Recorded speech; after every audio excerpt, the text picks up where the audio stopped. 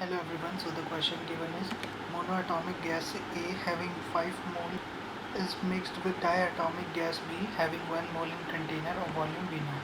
Now the volume of mixture is compressed to V0 by 4 by adiabatic process. Initial pressure and temperature of gas mixture is P0 and T0. Now the solution is V mix equals to M1CP1 plus N2LP2 divided by N1CV1 plus N2CV2, which is equals to 8 by 5. W equals to P1V1 minus P2V2 divided by V minus 1. P0 and V0 at 815 equals to P2 divided by P2 into V0 divided by 9 की power 8 by 5.